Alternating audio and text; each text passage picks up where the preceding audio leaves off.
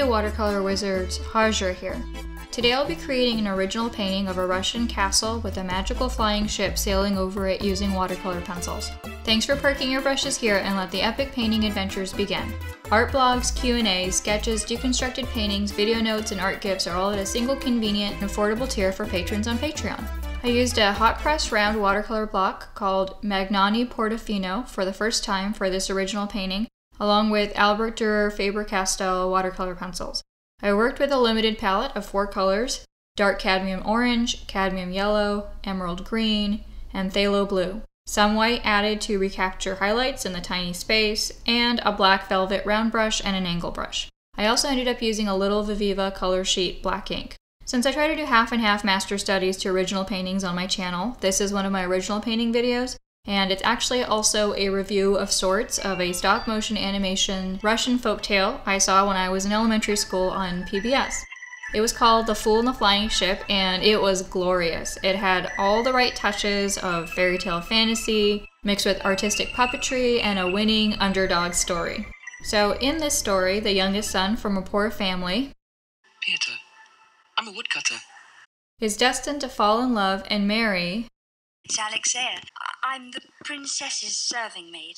who naturally is just... the princess.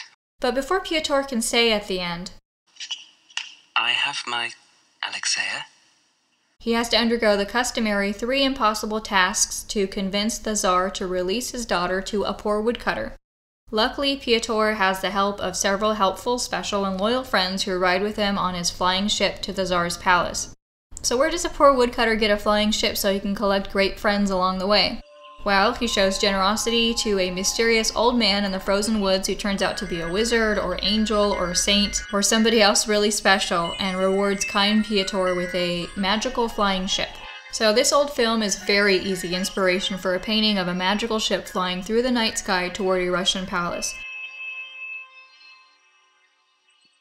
The palace in the animated film was a stark work of architecture, all somber brown and surrounded by the harsh white snow, and it was beautiful, but I wanted to reimagine the castle as St. Basil's Cathedral from Moscow, because every time I've ever seen St. Basil's Cathedral, I feel it's fit to play a castle in a Russian fairy tale. So I finally had my wish with this painting. There is such a primal magic and deep adventure in imagining steering a ship that flies, one also touched upon in stories like Peter Pan. You have the night sky littered with sparkling stars above, a refreshing breeze in your face, a magnificent castle below, a fantastical journey ahead, and the freedom to fly to meet it in a ship that flies like a bird. I had an alright experience with a hot pressed round watercolor block by Magnani Portofino. It comes in 6-inch and 12-inch sizes, and I got the 6-inch one to test out. Because all the other blocks I have are squares or rectangles, I couldn't resist getting this round watercolor block. I don't think it handles as well as Arches or Arche or Fabriano, but I will have to do another piece on this round paper that uses more wet and glazing layers before I can really compare. The watercolor pencils on the very ornate castle made so much of this piece wet on dry that I didn't get to really push this paper to the limits on this first try, so I'll have to return for another project on it. I did do the sky wet, as you've seen, with blue watercolor pencil used from a palette like paint, and then some bluish black Viviva color sheet ink used to make portions of the sky darker. At some point later, off camera, I ended up adding white gel pen for stars to complete a magical night sky. If you want a complete rundown of watercolor pencil techniques, check out my 6 ways to use watercolor pencils video. I cover how to use pencils, dry, wet, from a palette, as sprinkled shavings, and more in that video.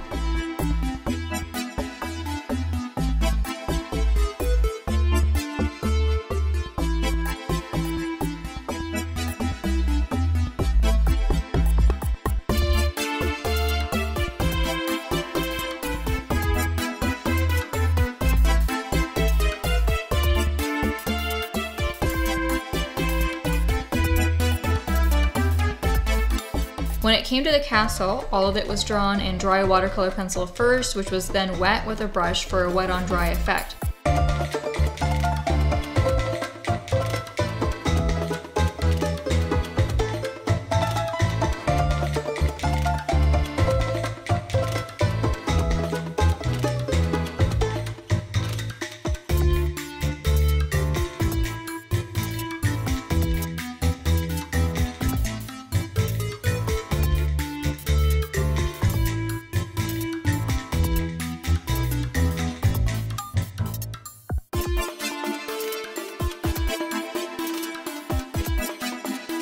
Then I added more layers to get darker areas as needed and sometimes used a watercolor pencil pigment from a palette like paint.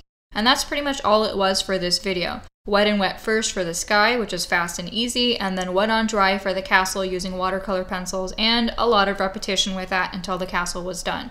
You'll see that I also used the white gel pen wet on dry for highlights since I didn't want to bother saving the white of the paper in too many areas of this really tiny, fussy building.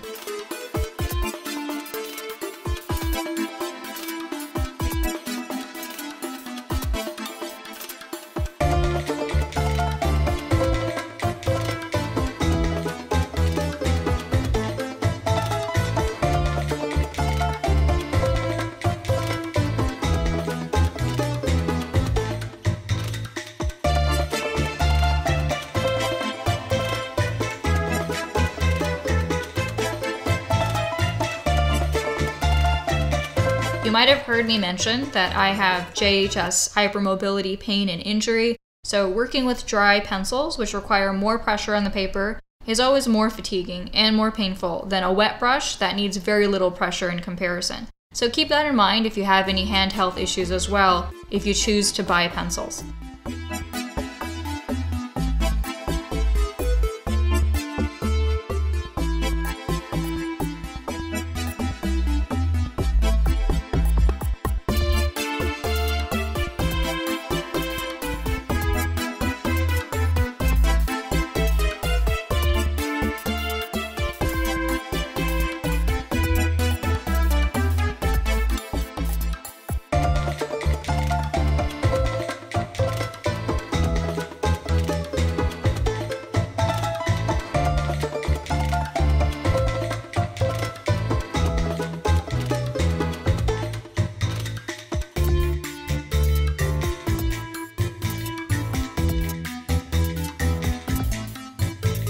I don't usually make paintings that have so much orange in them unless there's a Halloween pumpkin around, since I am partial to cooler colors most of the time.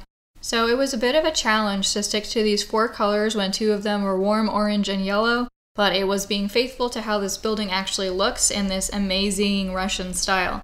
And there's actually no other building quite like this one, even in Russia. When I showed my parents a photo of St. Basil's, it looked like Islamic architecture to them, and that's not a coincidence. One of the big influences for the aesthetic of St. Basil's is purportedly the Kul Sharif Mosque, which was destroyed by Russian troops after the siege of Kazan, but it has been rebuilt in modern times. Both buildings are stunning, but St. Basil's is definitely more courageous, in opulent color and decadent design. It was built between 1555 and 1561 during Ivan the Terrible's rule to commemorate the Russian capture of Kazan and Astrakhan. It was the tallest building in Moscow until 1600, when the Ivan the Great bell tower rose higher, but not grander.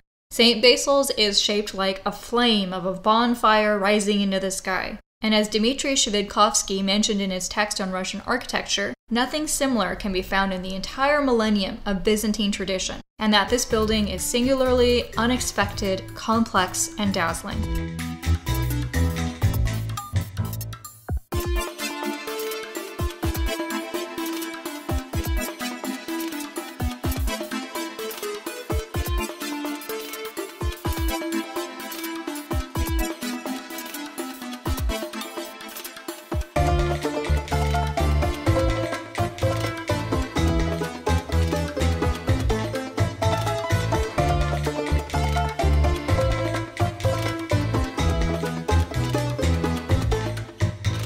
If you followed my channel for a few years, you might know that I had to take a year or so off a while back because my mom was diagnosed with stage 4 cancer and had to undergo 7 months of chemo and 2 major cancer surgeries, and I helped her with that, and it was a very hard experience emotionally and physically. She'll actually be needing another surgery next month, and I'll be going over to her house for 3 weeks to help her recover, so I wanted to mention for viewers, especially patrons, that my video posting might skip around a bit as a result. I'll still post content to Patreon every week, but my YouTube videos will decrease in output during this time naturally, and I'll always have to juggle my own health issues and also sometimes family obligations with my video output, and that's just life.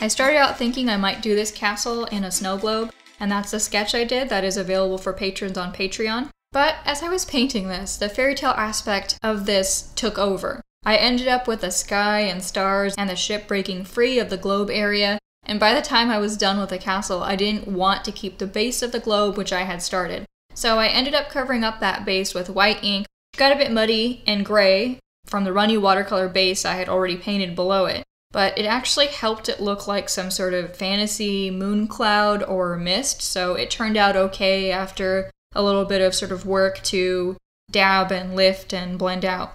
I didn't film the base or the fix-up over top on camera because this video was way too long already, and I'd already filmed the main cast of this piece, the castle, the sky, and the flying ship. And I really don't have the time to film everything, especially spontaneous fixes that just sort of occur to me when, it's really late at night. So the bottom of this piece was really just an afterthought, a quick fix-up that turned into more fairy tale ambiance for a little painting that I only spent a day on. I look forward to painting on this round watercolor block paper again, and also revisiting St. Basil's or a building inspired by that magnificent architecture in a future painting.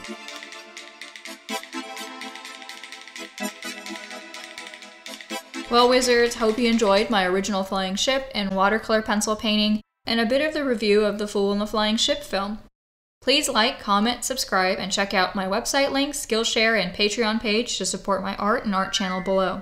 Thanks for parking your brushes here, and whether you sail with a vibrant brush over paper or on a soaring ship amongst the stars and clouds, I'm wishing you all fantastical watercolor adventures.